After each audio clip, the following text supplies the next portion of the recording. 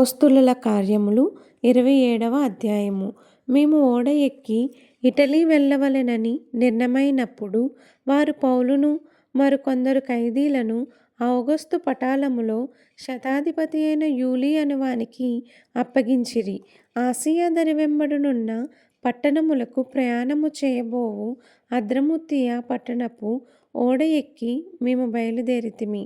మాసిదోనియుడును తెస్సలోనిక పట్టణస్థుడైన అరిస్తార్కు మాతో కూడా ఉండెను.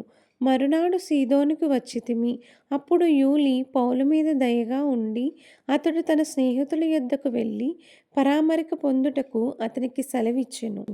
అక్కడి నుండి బయలుదేరిన తరువాత ఎదురుగాలి కొట్టుచున్నందున కుప్రచాటున ఓడ నడిపించితిమి. మరియు కిలికియకును పంఫూలియకును ఎదురుగా ఉన్న సముద్రము దాటి లుకియలో ఉన్న మూరకు చేరితిమి. అక్కడ శతాధిపతి ఇటలీ వెళ్ళనయ్యున్న అలెగ్జాంద్రియ పట్టణపు ఓడ కనుగొని అందులో మమ్మును ఎక్కించెను. అనేక దినములు మెల్లగా నడిచి ఎంతో కష్టపడి క్నీదుకు ఎదురుగా వచ్చినప్పుడు గాలి మమ్మును పోనీయకున్నందున క్రేతు చాటున సల్మోనే దరిని ఓడ నడిపించితిమి. బహు కష్టపడి దాని దాటి మంచిరేవులు అను ఒక స్థలమునకు చేరితిమి. దాని దగ్గర లసయ పట్టణముండెను. చాలా కాలమైన తరువాత ఉపవాస దినము కూడా అప్పటికి గతించినందున ప్రయాణము చేయుట అపాయకరమై ఉండెను.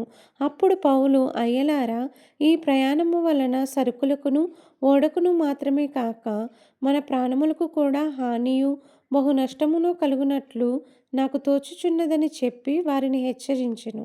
అయినను శతాధిపతి పౌలు చెప్పినది నమ్మక నావికుడును ఓడ యజమానుడును చెప్పినదే నమ్మెను.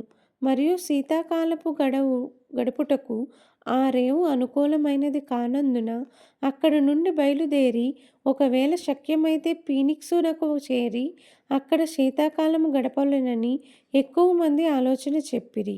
అది నైరుతి వాయవ్య దిక్కుల తట్టుననున్న క్రేతు రేవై ఉన్నది. మరియు దక్షిణపు గాలి మెల్లగా విసురుచుండగా వారు తమ ఆలోచన సమకూడినదని తలంచి లంగరెత్తి క్రేతు ధరిని ఓడ నడిపించిరి. కొంచెము సేపైన తరువాత ఊరకులోను అను పెనుగాలి క్రేతు మీద నుండి విసిరెను. దానిలో ఓడ చిక్కుకొని గాలికి ఎదురు నడవలేకపోయినందున ఎదురు నడిపించుట మాని గాలికి కొట్టుకొని పోతిమి. తరువాత కౌదా అనబడిన ఒక చిన్న ద్వీపము చాటున దాన్ని నడిపించగా పడవను భద్రపరచుకొనుట బహు కష్టతరమాయెను. దానిని పైకెత్తి కట్టిన తరువాత త్రాళ్ళు మొదలైనవి తీసుకొని ఓడ చుట్టూ బిగించి కట్టిరి. మరియు సూర్తిసను ఇసుక తిప్ప మీద పడుదునేమో అని భయపడి ఓడచాపలు దింపివేసి కొట్టుకొని పోయిరి. మిక్కిలి పెద్ద గాలి కొట్టుచున్నందున మరునాడు సరుకులు పారవేయసాగిరి. 3వ దినమందు తమ చేతులారా ఓడ సామాగ్రి పారవేసిరి. కొన్ని దినములు సూర్యుడైనను నక్షత్రములైనను కనబడక పెద్ద గాలి మా మీద కొట్టినందున ప్రాణములతో తప్పించుకొని కొందుమని ఆశ బొత్తిగా పోయెను.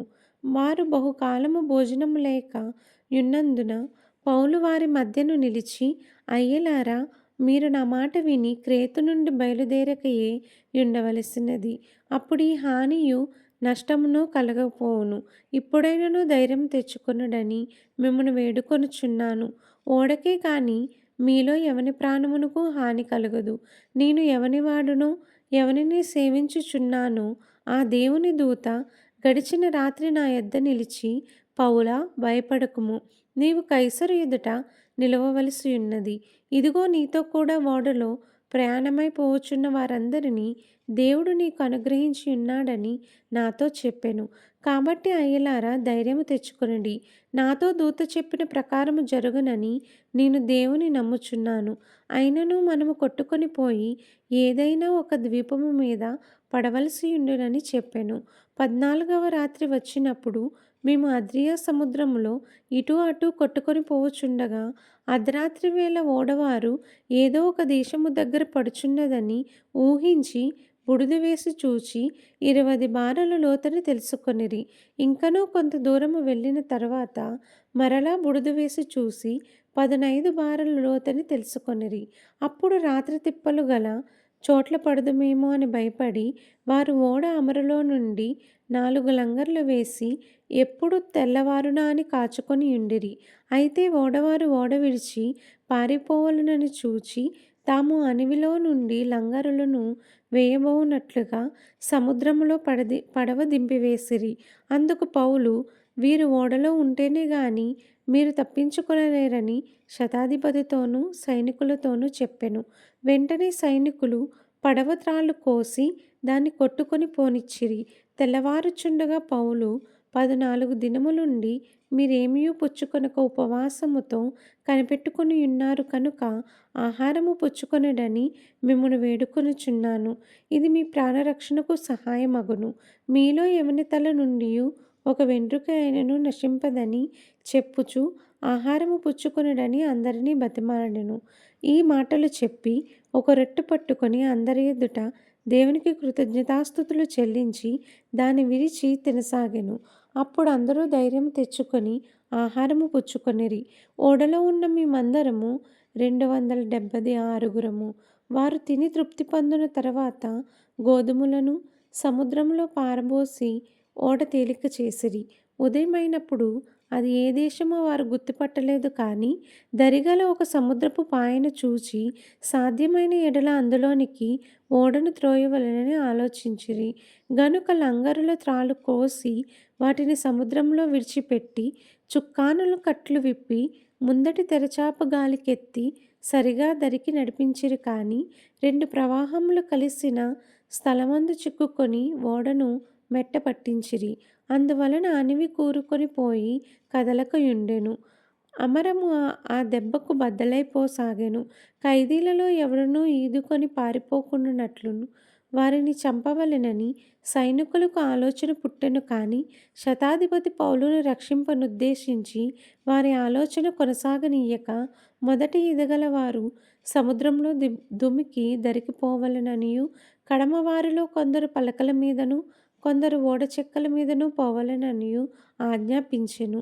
ఇలాగూ అందరూ తప్పించుకొని దరిచేరిరి. దేవుడు ఈ పరిశుద్ధ లేఖనమును దీవించి ఆశీర్వదించునుగాక. ఆమేన్. ప్రైజ్ లార్డ్ అందరికీ. ఈరోజు వాక్యం విన్నారు కదా, అలాగే ఇంకొంతమంది కూడా వినిపించండి. మన యూట్యూబ్ ఛానల్ని లైక్ చేయండి, షేర్ చేయండి, సబ్స్క్రైబ్ చేయండి. Thank you.